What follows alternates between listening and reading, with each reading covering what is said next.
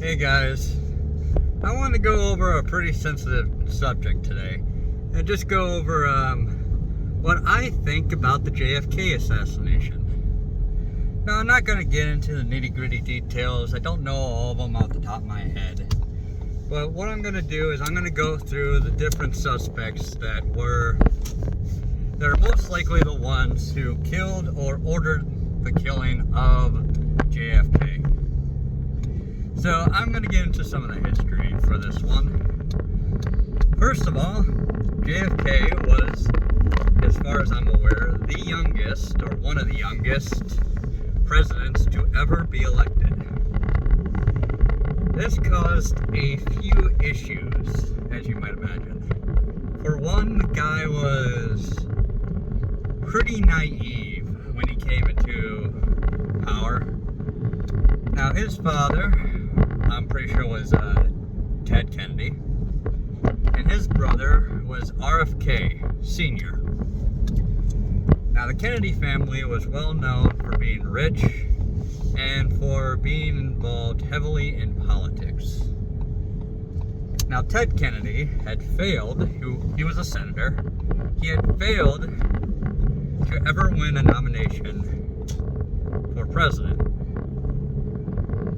I'm not sure if he ever won a Democrat primary, but what happened with him is that he got involved in a car accident where he was obviously drunk with a relatively famous reporter, I believe. It was either a reporter or a singer. I don't remember off the top of my head. But she ended up dying, and he got out and escaped and didn't call the police until like the next day.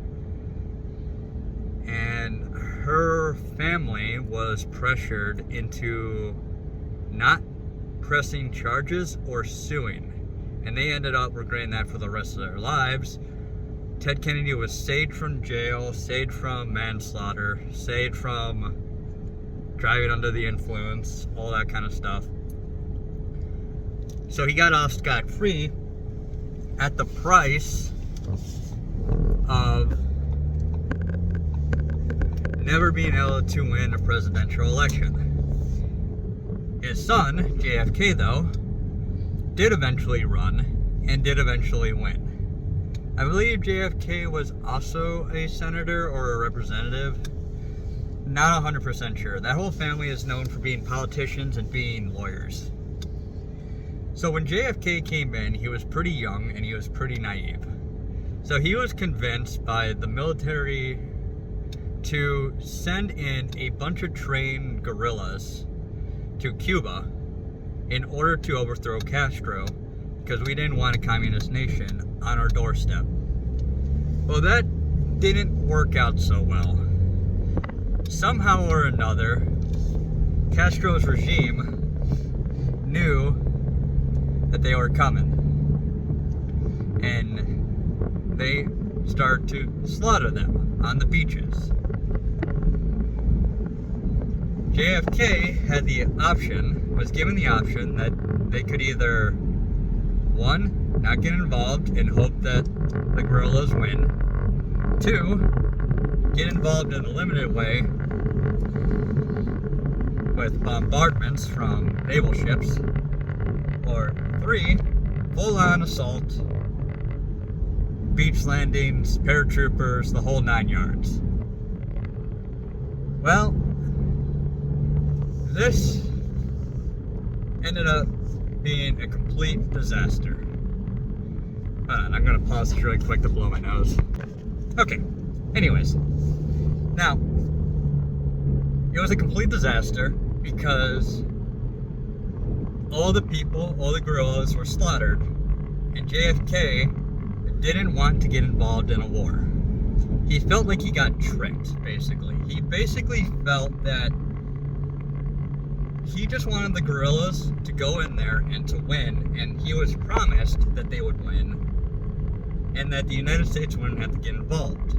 But when the guerrillas started losing, he realized that he had been lied to. The guerrillas had no chance from the start, and he was being pressured to actually get involved in a war that he wanted nothing to do with.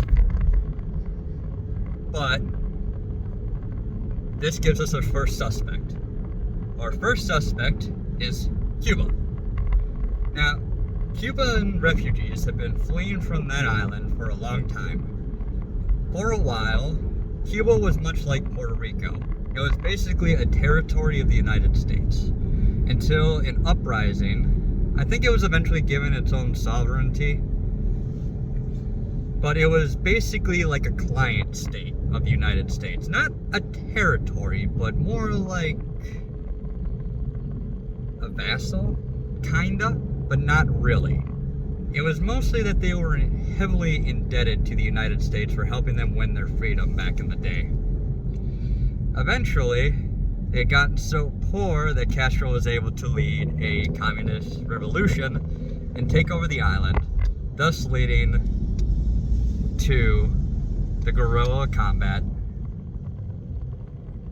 that was initiated by JFK later on down the line. Now, Cuba would, in theory, be a huge suspect for the killing of JFK in revenge for starting a war in their territory. However, they're unlikely to be involved, despite the fact that Cuban refugees could potentially have hidden undercover agents from the regime. Mostly because it's unlikely for Cuban refugees or Cuban militiamen to sneak out messages to anyone that was on the mainland. They would be very pressed to actually get communications across. Now, they could get refugees across, but then that would mean that like every few times that a refugee came across, they would have a message for the previous undercover agent, and none of the undercover agents ever turned against the entire system. Because if one guy turned against the system, the whole house of cards would fall. They would capture each agent as it went down the line, and it would just all topple over. Plus, Castro actually kind of liked JFK's spunk. He liked the way he led. When JFK came into power, he was seen as young, naive, and weak. And the first thing he did was send an invasion of Cuba, but then refused to actually invade Cuba. So it's like he's willing to mess with them, but he wasn't willing to absolutely annihilate them and declare war on them. So Cuba assassinating JFK would be a stupid mistake, because that would encourage the next president to actually go through with the invasion that JFK called off. So that's for one. For two, again, Castro kind of just liked the cut of JFK's jib. And also, we did have some deals with Cuba that are still ongoing. For example, Guantanamo Bay. We still run Guantanamo Bay. However, and we still accept Cuban refugees. However, we only accept them if they try to cross the ocean, a sea, to get to America. If they try to cross into Guantanamo Bay, that's a death sentence. Because if they try to cross into Guantanamo Bay, our soldiers will capture them and send them right back to Cuba, handing them over to the Cubans. And there's been occasions, I know at least one story, where a guy wasn't told what was going to happen, and he brought over a Cuban refugee back to the Cubans, and the Cubans executed the guy right in front of the soldier. It's a literal death sentence to try to cross into Guantanamo Bay as a refugee. If you want to be a Cuban refugee to America, you have to cross the sea. Just the way that things work. So, Cuba is an unlikely suspect for the assassination of JFK. Okay, now we move on to the USSR. Lee Harvey Oswald was known to be a communist. He supported the USSR and he was a huge fan of Castro and communism in general. He had even gone to Russia, the USSR at the time, but specifically to the client state of Russia, which technically was the ruling state of the USSR, and married a Russian girl and came back. Now, according to the Russians, they had actually tried to recruit Lee Harvey Oswald, because Lee Harvey Oswald was a member of the U.S. Marine Corps. Now, he was a sharpshooter in the U.S. Marine Corps, and everyone always says, oh wow, he's a really great shot. I can debunk that right away. Sharpshooter is actually the second highest rating in the U.S. Marine Corps. It goes marksman, sharpshooter, and then expert. Even back then, sharpshooter was still the second highest. And you can actually see that in the actual shooting itself. If you adhere to the one shooter theory, Lee Harvey Oswald was a terrible shot. Not the worst, but not the best. At the range he was at, he was shooting at a consistently moving target that was moving almost directly away from him. And he had a 4x scope. At that distance, JFK's head would have taken up the entire scope. And he got one back shot, I think one miss, or it was another shot in the back or in the neck or something, and then one partial headshot out of 3 shots. Now, by the way, people who say that he couldn't load fast enough, also not true, because they're assuming that he wouldn't have had a round already loaded before he plugged in another one. So if he was hand feeding them, he would have one in, have 2 rounds in his fingers here, be able to shoot, then rack the bolt, put one of them in. Lost you guys for a second. Put the round in, rack it, fire again, open the bolt, put it in, rack it, and go, without ever having to move his front hand. That is the easiest way to do that. And someone said that the assumption is that he didn't actually load in his first round until he saw JFK and started shooting. Again, that wouldn't make any sense. And it also wouldn't mark how much time it would take him to actually launch all 3 rounds. But they tested it, and in the movie itself, when they show the testing, the guy loading the 3 rounds and pulling the trigger in court was actually able to do it faster than Lee Harvey Oswald.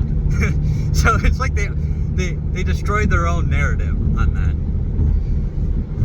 But anyways, the USSR had actually looked into Lee Harvey Oswald and discovered 2 things. 1, the guy didn't know anything. He was just a lowly enlisted guy in the army. He had no secret information. He was never given any top secret information. Hell, he probably didn't even have any classified information, or even unclassified information. If you don't know the ratings of classification, it goes unclassified, which is still a classification, because the level below that is just stuff the public knows. That's the stuff that's published online. That, if you look up the counterintelligence manual, for example, that's online. That's not even unclassified. That doesn't even have a classification. Then there's unclassified. Then there's classified. Then there's secret. And then there's top secret. So public information, unclassified. Lee Harvey Oswald wouldn't even have like any unclassified information except like his own social security number. So he wasn't useful at all. And they also found him to be unreliable. We can actually kind of believe the USSR on this, because according to them, after JFK got assassinated, well, for one, what they did is they came out and condemned the killing and said that they mourned the loss of JFK. Now, they actually really respected JFK, because the same thing with the Cuban Missile Crisis. They believed that that he was weak, that he was naive, he was young, and he would not be able to mount any resistance to the Soviet Union's aggression. They were proven wrong with the Cuban Missile Crisis, and everyone was all terrified that nuclear war would break out, and it came very close on a few occasions, especially with one of the nuclear submarines. And even after they got past that, and got past that the Cubans shot down one of the spy planes, and tried to shoot down a low-level spy plane, it seemed like inevitable that nuclear war would break out until the Soviet premier, wasn't Khrushchev at that time. I mispronounced that too. Oh man, I think it was the guy who always kissed people? Maybe? Might have been Khrushchev. Anyways, it wasn't Gorbachev. I think it was Khrushchev. Anyways, the Soviet premier came out and basically said, hey, listen, the whole reason we started this is because you have nukes in Turkey. Take those out of Turkey and we'll take ours out of Cuba and we'll be all square. And JFK was like, okay, fine, sure. So the Soviet Union actually was really impressed with JFK because he fought against the Cuban Missile Crisis. I mean, he fought to have the nukes removed from Cuba in the Cuban Missile Crisis. He wasn't willing to back down. Technically, the Soviets backed down, but they did so. They're the ones who caved first, but they came with a deal that JFK basically accepted out of hand. He's like, okay, yeah, that's fair. We'll take our nukes out of Turkey, you take yours out of Cuba, and we'll be golden. So they actually really respected him. So not only did they see Lee Harvey Oswald as useless in terms of information, they also found him unreliable. When the assassination actually happened, the Soviet Union has admitted this, and Russia has admitted this, is that they completely panicked inside the Soviet Union because they weren't sure if one of their rogue agents had actually gone off and killed JFK, and they found, oh wait, no, it was actually a former U.S. Army enlisted man. Oh, okay, good. Thank God. Oh wait, we tried to recruit that guy. So what makes them an unlikely culprit for this is when they figured that out, they immediately gave the United States everything they knew about Lee Harvey Oswald. They were completely transparent. They admitted that they had tried to recruit him. They denied that they put him up to it. They did the whole 9 yards. I mean, they outed themselves. Like, if they had killed JFK with Lee Harvey Oswald, they would have denied, and threatened and done everything in their power to obfuscate and hide the fact that they were involved. They literally worked with the United States and gave them everything they knew about the guy who had killed JFK. Which, for a lot of people, is enough information. If you know how the Soviet Union operated, that's enough information to kind of rule out that anyone inside the Soviet Union was actually involved in the killing. Anyone related to the government, anyways. Which includes the KGB. And also, it turned out to work out very poorly for the USSR because Johnson, the guy who replaced JFK, then ratcheted up tensions with the USSR. So, killing JFK if they had killed JFK, it would only have made things worse, and it did make things worse, regardless of whether or not the USSR was involved, and that's exactly what happened. And everyone who knew anything inside the USSR and the KGB knew that killing JFK would be a bad idea, because he was more reasonable than most presidents in regards to the USSR. So yeah, unlikely. Now, one thing you can say about JFK is that, and the Kennedy family, is that they kind of like the idea of nepotism. And it's true. A lot of Kennedys get into power simply because Kennedys were already in power. This is including RFK Sr., to be exact. If you're not aware, RFK Sr., John F. Kennedy's brother, was actually the Attorney General under JFK. RFK, however, the reason why nepotism was never declared and why a lot of people don't know this nowadays is because RFK was actually a fantastic lawyer. He was excellent, and he was a wonderful Attorney General. Now, for RFK, he was involved directly in dealing with the mafia. He had worked with the mafia, or worked against the mafia, in order to root them out, arrest them, break up their criminal organization, and do everything they could to give them a bad few years while JFK was in office. So that gives us our third suspect, the mob. Now, people who aren't aware, the mob was kind of involved in the JFK assassination, no matter what way you look at it.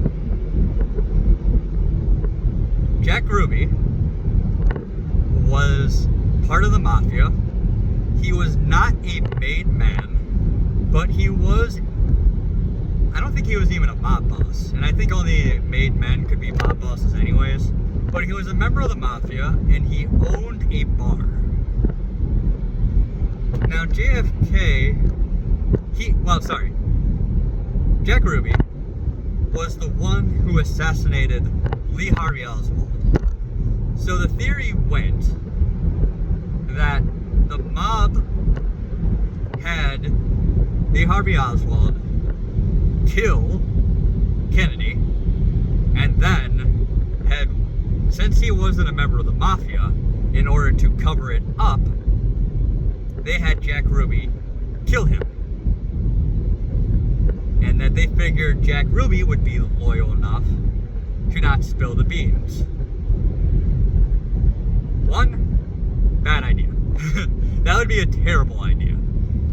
A really bad idea. One, Jack Ruby was not a made man. He was just a lowly mafia member.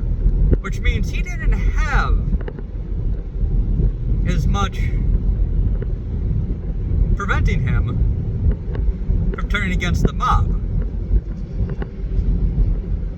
You wouldn't want just some random mafia guy to openly assassinate someone in broad daylight.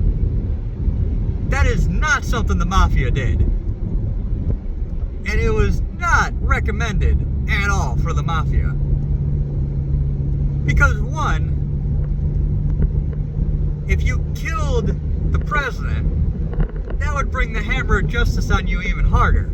Now, you could make the argument that RFK and Johnson would be so intimidated that they would stop going after the mafia because JFK got assassinated? Not really. If you know anything about RFK and Johnson, no, they were the type of people to double and triple down on that stuff. And the mafia wasn't doing too well at the time. Now, JFK was actually really helpful to business owners at the time. Now, he wasn't a Reagan, and in fact, his policies, well, actually, maybe the policies may have hurt business owners a little bit here or there, but he definitely, not in Florida at the time.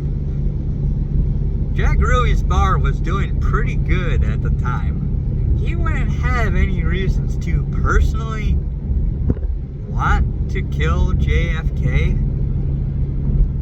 So it kind of would make sense that he would support JFK despite the fact that JFK and RFK were going against the mafia.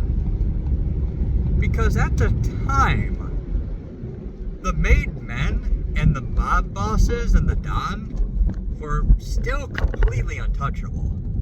Now, they had lost a lot of power because Prohibition had ended. And, you know, Capone and a bunch of other guys have been thrown in jail by that time. But the mafia wasn't that hard up. And RFK and Johnson were not the type to back down if the mob whacked the president. And trust me, if there was any evidence that they whacked the president, like, we would have seen Johnson do way more than he did to absolutely destroy the mob.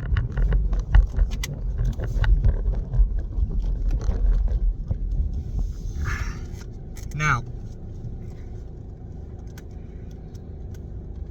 in order for the mob to be involved, the only possible rationale for it is that they were somehow working with Johnson to install Johnson in a position of power. Now, Johnson wasn't a good guy. Like, he wasn't that great of a president. But he didn't rerun for election. And he didn't let up on the mob either. And he didn't double down on the mob either. Which indicates to me that Johnson is not a suspect. And that there was no real evidence to show that the mob was involved. Otherwise, RFK would have completely destroyed the mob. Well, I mean, he was already after the mob. But why would the mob knock off the assassin of JFK? Again, assuming the mob didn't hire some random schmuck instead of a mafia member to whack JFK themselves. Why would the mob recruit a non-mafia member to carry out an assassination in broad daylight? Not the mob style. So it's probably kind of clear that Jack Ruby acted alone, and that he actually was a fan of JFK, and the dude was just a nutcase. But well, how much of a nutcase was he really? You see, after Jack Ruby killed Lee Harvey Oswald, the CIA had a lot of egg on their face. And some people in black suits showed up to the prison and asked to speak politely with Jack Ruby. And Jack Ruby was driven almost completely and utterly insane from the experience. Which leads us to our third suspect, the CIA. And this goes all the way back to the Cuban Missile Crisis. You see, after the failure of the Cuban Missile Crisis, sources. It was the CIA and the military that were involved in training the guerrilla fighters, and the actual idea came from the CIA. And after the CIA failed to overthrow Cuba, it was then kind of determined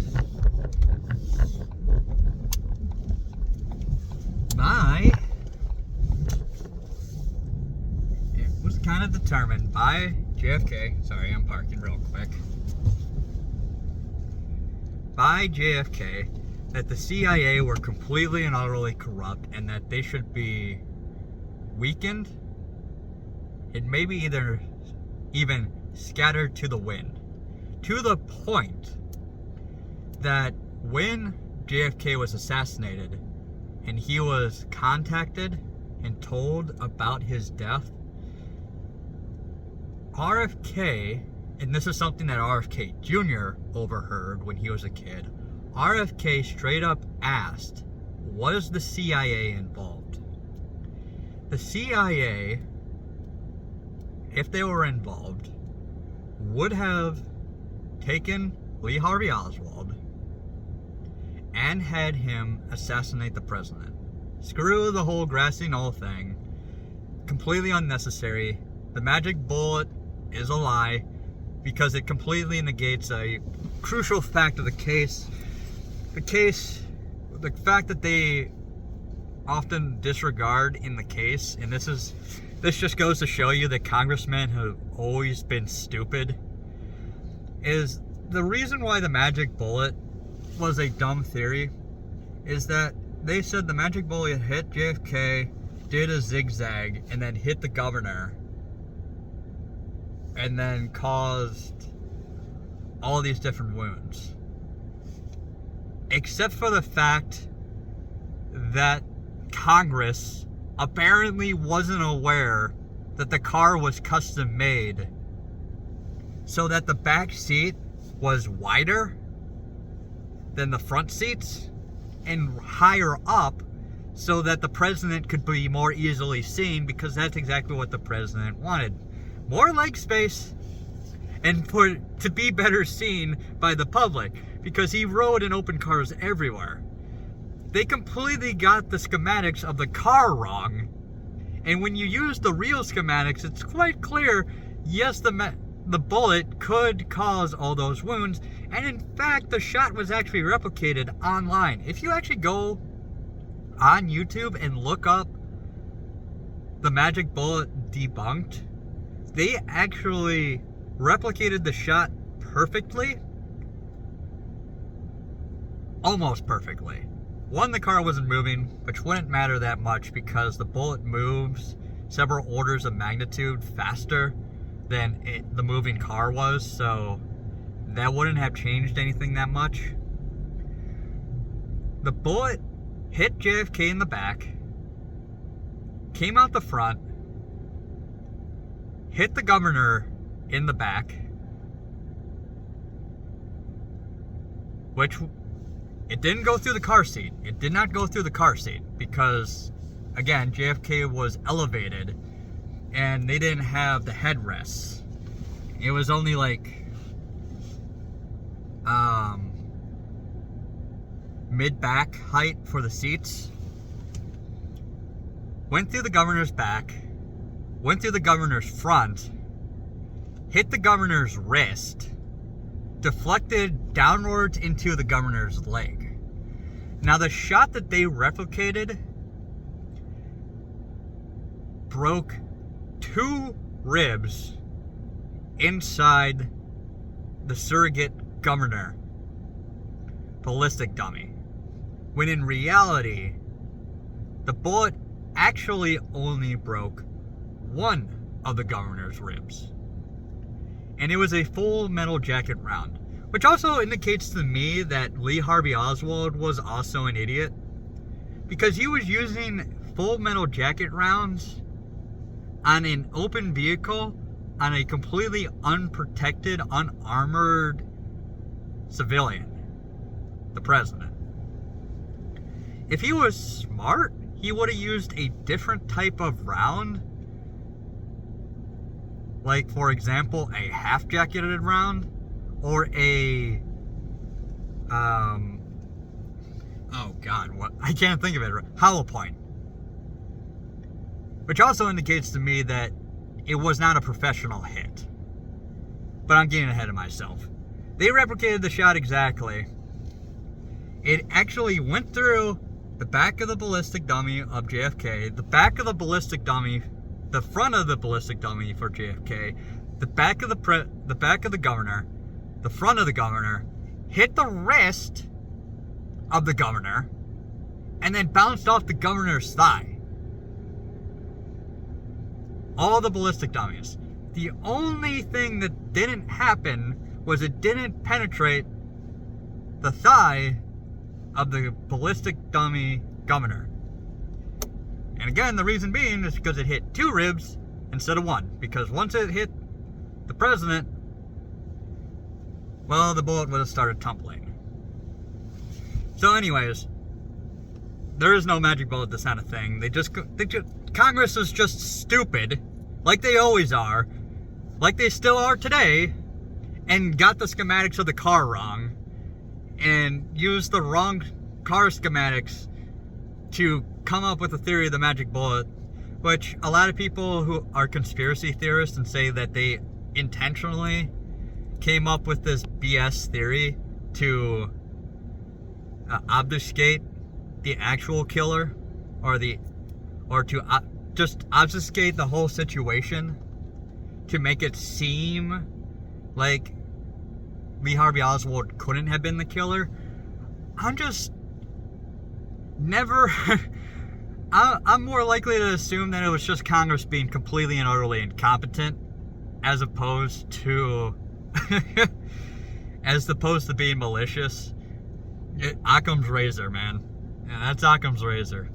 Or that might be Harlan's razor. Never attribute to malice what could be easily explained by incompetence. Anyways, but that still means that the CIA, just to come back around with this, the CIA could have been the one to put up Lee Harvey Oswald to assassinating the president, and then they had Jack Ruby kill Lee Harvey Oswald, and then destroyed the mind of Jack Ruby in prison. Now, if you're not aware of how the CIA operated at the time, the CIA was pretty dirty. And there was one occasion where they actually used one of their own agents for an experiment against his will. They had laced his drink with bad acid just to see what would happen. And the agent basically went insane, had no idea what was going on, freaked the hell out, panicked, and assaulted some people. Ended up getting kicked out of the CIA, and the whole situation was covered up. What most likely happened to Jack Ruby is they basically probably did the same thing.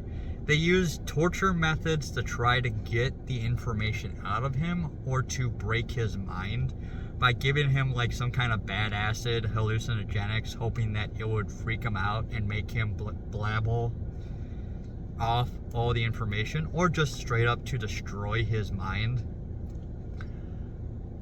But that really doesn't make sense to me. If that was the case, why wouldn't they have just done that to Lee Harvey Oswald? That would have made more sense, to drive Lee Harvey Oswald insane instead. Because even if you drove someone insane, they would still babble off something about the CIA putting them up to it. Because insanity doesn't work like it does in the movie. They would still be like, the CIA, they ruined my entire life, they showed me the ghosts. Right?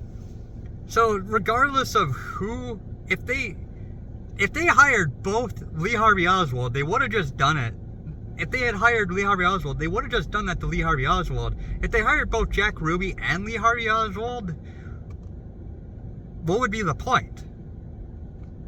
What, because Jack Ruby would obfuscate things? It was a cover-up of a cover-up? You hired an assassin to kill the assassin, then you had a guy go in and destroy the assassin of the assassin's mind? It really doesn't make any sense to me. Just because it's so convoluted, so stupid, so utterly just dumb, that if the CIA was involved, then what the hell were they thinking doing it like this? Because there would be 1,000 ways for this to go wrong. And you could make the argument that maybe Jack Ruby was a last-ditch effort to get rid of Lee Harvey Oswald when it looked like Lee Harvey Oswald would talk. But Lee Harvey Oswald just straight up admitted, it was like, yeah, I did this alone. And he had only been killed like a day after the assassination or something like that. Like, it was quick how quick Lee Harvey Oswald was killed. That added to the conspiracy theory. But the assassin of the assassin of the assassin, or the torturer of the assassin's assassin, is just, yeah, it don't make much sense to me. Which just leads me to the last theory. It was just straight up Lee Harvey Oswald. Now, there are other suspects. The Secret Service was the Secret Service, which the theory being is that they were in cahoots with the CIA, and there is the Secret Service stand-down order. If you watch the video, there were two guys that basically ran behind JFK's car. JFK's car was moving very slowly. But there were two guys that ran behind the car, and if there was a shot, they would jump onto the back of the car, and there were handles there and ladders, like small little tiny ladders on the back of the car that they could hang on to and basically be meat shields for the President of the United States. Right when they came around the corner into Daley Plaza, one of the guys in charge of the detail around JFK, you can see him call back the Secret Service, and one of the guys who was running behind the car basically just like, what? Huh? What did you say? What? Like, you can see him shrugging, and he's like, I don't understand. That, again, you would have, for the Secret Service to be involved, you would have to assume that Johnson was involved, or the CIA. And I already ruled out Johnson because he didn't stay in power. And I already ruled out the CIA because it just doesn't make any sense for them to have done it. Not the way they did it, anyways. They had reason to do it, but they weren't in a position to do it, especially not like that. Now, I do think the CIA was involved in RFK's assassination, but that's a completely different story.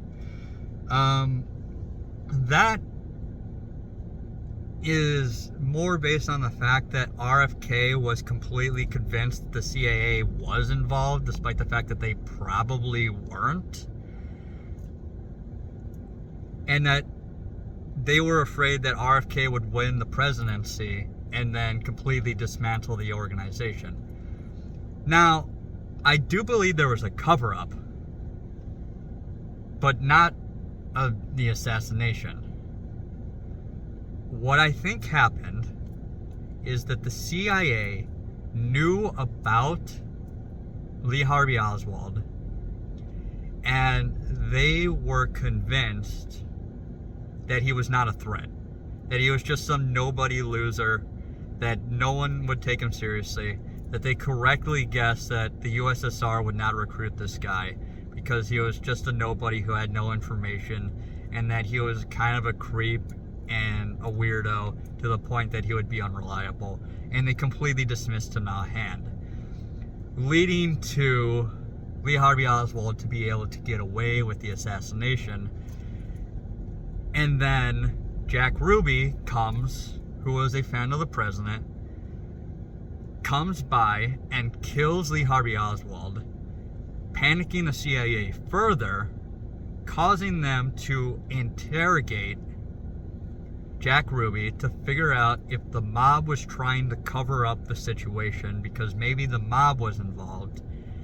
And instead of getting any useful information out of him, they used experimental interrogation techniques that used acid and other chemicals that basically just drove Jack Ruby insane.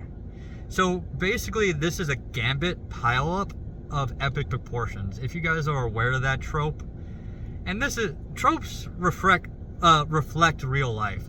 Sometimes there's just like 10 different factions all fighting, and somebody just absolutely gets the shit kicked out of them because of it. I think the CIA was just completely and utterly incompetent, missed Lee Harvey Oswald, then they missed Jack Ruby, and then when they interrogated Jack Ruby, they botched it so bad that they drove the guy insane and got nothing useful out of him. And then they covered that information up. So when RFK ran for office, it became very clear that he was about to win the election. And if he won the election and he got in, he's a lawyer, and he had the backing. He would have had the backing of Congress. He would have figured out about how incompetent the CIA was. And he already blamed the CIA for killing his brother.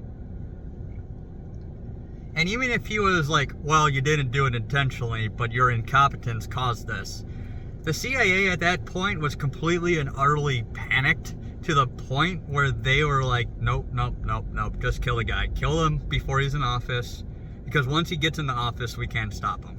And I think that was the same thing with JFK. They couldn't kill the president. That's too big. But they could kill a candidate. Especially since the primaries weren't over yet. It was pretty clear that RFK was going to win the primaries, but it wasn't guaranteed. So they killed him before the primaries even finished. I'm not even sure if they had started. I would have to double check that.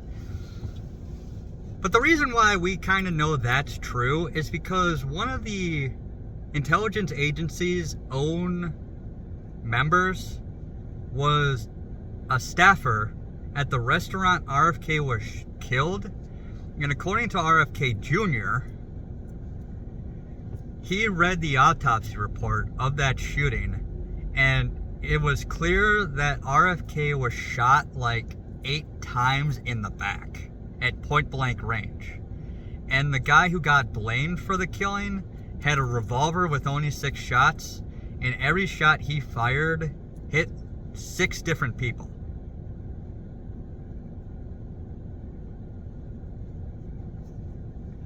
That was covered up. Because RFK Jr. got to look at that, and he was like, 8 shots point blank in the back. This former intelligence agency agent was working at that restaurant and shielded RFK with his body from the shooter.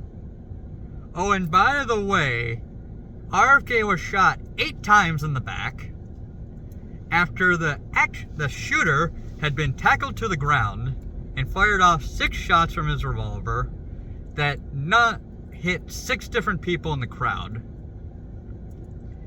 Oh, and by the way, that former agent who happened to be working at that restaurant then moved to the Philippines and never again returned to the United States and died of old age in the Philippines.